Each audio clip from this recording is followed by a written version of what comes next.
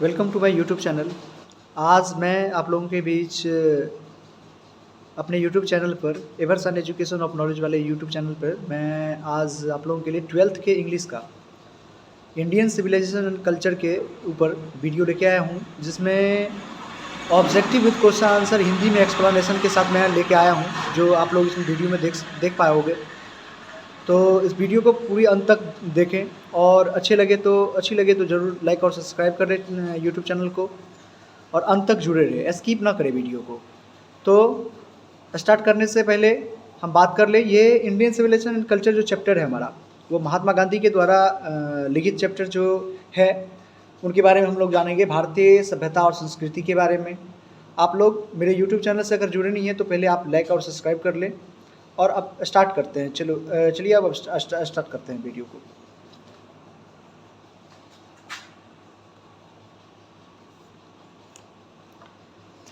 ये हम लोगों का 12th का पहला चैप्टर है। लेसन नंबर फर्स्ट है इंडियन सिविलाइजेशन एंड कल्चर, भारतीय सभ्यता और संस्कृति, जिनके लेखक हैं, ऑथर हैं महात्मा गांधी, जिनका जन्म 1869 ईस्वी को गुजरात के पोरबंदर में हुआ था और मृत्यु 1948 ईस्वी में 30 जनवरी 1948 ईस्वी को हुआ था। अब हम बात करते हैं इसमें जो ऑब्जेक्टिव सब मिलेंगे। इसमें जो भी ऑब्जेक्टिव मिलेगा वो आपको पूरा मतलब MBBI किया हुआ, मोस्ट वेरी इंपॉर्टेंट किया हुआ, आपको जो बिहार बोर्ड में आ सकता है उस तरह का ऑब्जेक्टिव इसमें कलेक्ट किया हुआ है, जो हम आगे बताने वाले हैं। पहला ऑब्जेक्टिव में आप देखेंगे इंडियन सिविलाइजेशन कल्चर बाय, यानी इंडियन सिविलाइजेशन कल्चर जो है, भारतीय सभ्यता और संस्कृति जो लिखा गया है वो किनके द्वारा? महात्मा गांधी। सेकेंड आप देख सकते हैं modern civilisation is based on, modern civilisation जो है बेस्ड, यानी मॉडर्न सिविलाइजेशन आधुनिक सभ्यता जो है वह किस पर आधारित है? मेटेरियलिज्म, यानी भौतिकवाद पर आधारित है। इसके बाद थर्ड नंबर में देखेंगे he was more a spiritual leader than a politician, यानी महात्मा गांधी एक आध्यात्मिक नेता के साथ साथ, एक आध्यात्मिक नेता से ज़्यादा वो एक राजनीतिज्ञ भी थे। यानी कि कौन थे ये? तो Mahatma Gandhi. Which civilization is not beaten in the world, कौन सी सभ्यता अभी तक बीट नहीं हुई है, यानी कौन सी सभ्यता अभी तक प्रभावित नहीं हुई है दुनिया में? तो वो सभ्यता ही इंडियन सिविलाइजेशन, यानी भारत की सभ्यता। चौथे नंबर क्वेश्चन का आंसर। आप पांचवा नंबर क्वेश्चन देखेंगे, क्या लिखा है? हु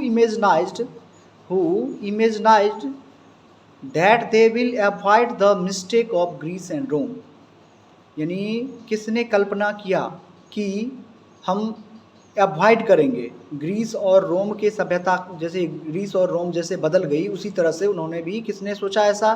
तो चाइना ने सोचा कि हम इसको अवॉइड करेंगे। अब बात कर लेते हैं इंडियाज़ ग्लोरी की। तो India's is glory is that, India की जो ग्लोरी है वह किस चीज़ में है?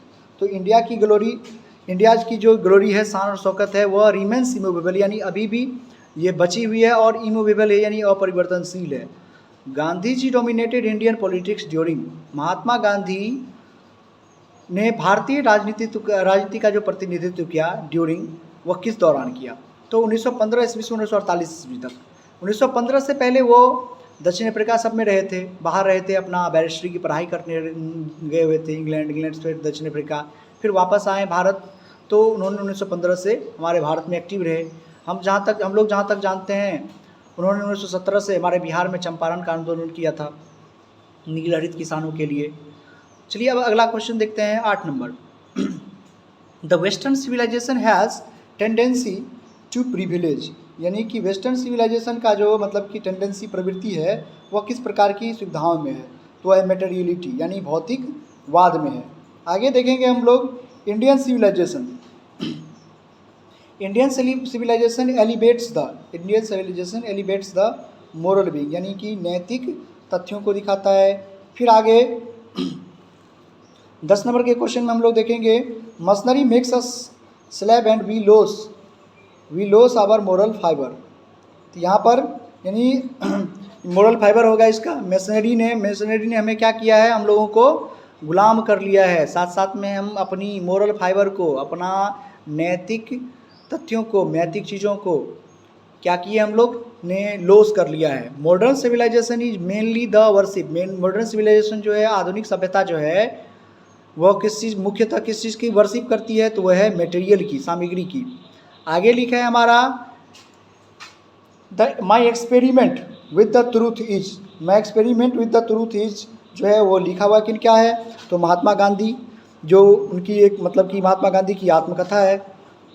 उसके बाद हम बात करें, आगे का क्वेश्चन है simple living and high thinking, simple living and high thinking is the base of Indian civilisation, यानी सिंपल लिविंग और हाई थिंकिंग जो है वो किसका है, तो simple living and high thinking is the base of Bharat की सभ्यता है। भारत की सभ्यता जो है वो सिंपल लिविंग यानी साधारण रहन सहन और उच्च विचार, साधारण रहन सहन और उच्च विचार पर आधारित हमारी भारत की सभ्यता है। फाराओस वर रूलर्स ऑफ एंशियंट, फाराओस जो हैं वो कहाँ के शासक थे, तो इजिप्ट यानी मिस्र के शासक थे pharaohs. Civilization is the state of development, civilization यानी सभ्यता, सभ्यता जो एक प्रकार का स्टेट ऑफ डेवलपमेंट जो होता है वो किसका होता है, तो एक पीपल का, लोगों का होता है। अब हम बात करेंगे 16 नंबर क्वेश्चन में। 16 number question, fill in the blanks is known as the father of nation, और बापू यानी कि राष्ट्रपिता के रूप में और बापू के रूप में जो जाने जाते हैं हमारे, वो हैं महात्मा गांधी। महात्मा गांधी को हम लोग राष्ट्रपिता और बापू के नाम से भी जानते हैं। अगला क्वेश्चन है हमारा, the world famous Aztec civilisation as, Aztec civilisation जो हम कह सकते हैं, एक्टिक सिविलाइजेशन जो दुनिया में थी पहले, बहुत ज़्यादा फेमस रही एक्टिक सिविलाइजेशन, वो कहाँ रही है, ग्रीस में, ग्रीस नाम के कंट्री में जो है मतलब कि एक्टिक सिविलाइजेशन रही थी।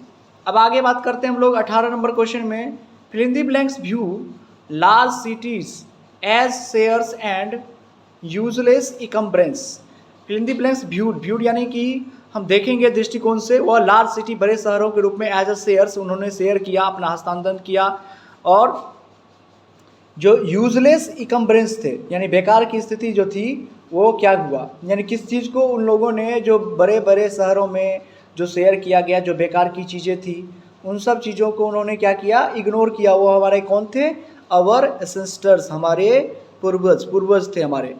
Fill in the blanks were satisfied with a small village, यहाँ पर कौन सेटिस्फाइड थे, कौन संतुष्ट थे स्मॉल विलेज में, यानी छोटे से गांव में कौन संतुष्ट थे, तो हमारे पूर्वज, आवर एंसेस्टर्स, हमारे पूर्वज जो थे छोटे से गांव में ही वो खुश रहना मतलब कि पसंद करते थे, क्योंकि शहर में जाने पर उन्हें तरह तरह की परेशानियां हो सकती थी, इसलिए उन परेशानियों से बचने के लिए उन्होंने यानी स्मॉल विलेज में ही रहना, यानी छोटे छोटे गांव में रहना पसंद किया, यानी आवर एंसेस्टर्स, हमारे पूर्वज।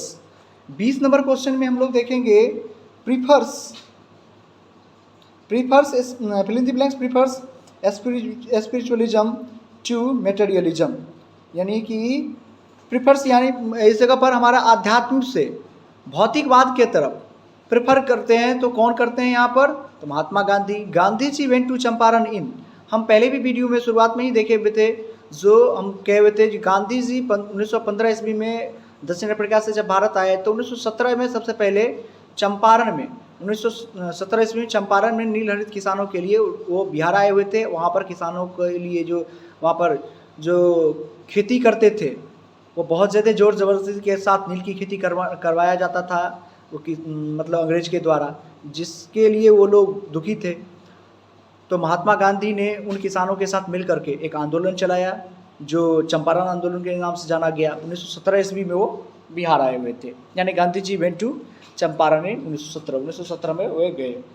आगे है हमारा question, our ancestors involve true fill in the blanks rules enjoy true fill in the blanks rules, यानी हमारे जो पूर्वज थे उन्होंने आनंद लिया किस क्षेत्र में, तो ट्रू होम रूल को उन्होंने पसंद किया। क्यों होम रूल को पसंद किया, क्योंकि हम लोग अगर बात करते हैं, अगर कोर्ट कचहरी की तरफ हम लोग जाते हैं तो बहुत ज़्यादा लंबा चौड़ा कार्य हो जाता है, इसलिए गांव घर में ही बैठ करके किसी भी प्रकार की समस्या का समाधान वो घर पर ही कर लिया करते थे, जिससे हमारे पूर्वज खुश हुआ करते थे। क्योंकि हम लोग आज भी जानते हैं कोर्ट के माध्यम से जो कोई निर्णय होती है वह निर्णय वास्तव में सब तरह के पक्षों को, दलील को, सबूतों के साथ पेश किया जाता है तो निश्चित निर्णय सही मिलता है, लेकिन एक लंबे समय अंतराल के पश्चात हमें निर्णय मिलता है। इसीलिए हमारे पूर्वज ने घर के नियमों को, गृह नियमों को ही ज़्यादा तवज्जो दिया, बहुत ज़्यादा वैल्यू दिया। अब हम बात कर लेंगे जो यूरोपियन सिविलाइजेशन है, European civilisation will mean fill in the blanks for India. यानी यूरोपियन सिविलाइजेशन विल मीन मतलब क्या किया, तो यूरोपियन सिविलाइजेशन इंडिया के लिए एक प्रकार से हम कह सकते हैं रूइन, मतलब रूइन कर सकते हैं। यूरोपीय सभ्यता ने अपने अर्थ के हिसाब से भारत की सभ्यता को नष्ट करना चाहा। Has civilisation taught us to be more fill in the blanks towards me another, towards we another. क्या सभ्यता हमें सिखाती है, क्या सिखाती है, be more towards we another, यानी हम एक दूसरे के साथ हम किस प्रकार से हमें सिखाती है, हमें किस प्रकार से एक दूसरे के तरफ आगे बढ़ना सिखाती है। तो वो हमारी भारत की सभ्यता अथवा सभ्यता जो सिखाती है वो सिखाती है फ्रेंडली रूप से आगे बढ़ने के लिए हमें प्रेरित करती है। यही है हमारी सभ्यता। तो आप लोगों को ये वीडियो मेरा अच्छा लगा होगा, आप लोग ज़रूर लाइक और सब्सक्राइब करें यूट्यूब चैनल को, और वीडियो को शेयर करना ना भूलें। तो मिलते हैं आप लोगों से नेक्स्ट वीडियो में। अंत तक देखने के लिए धन्यवाद।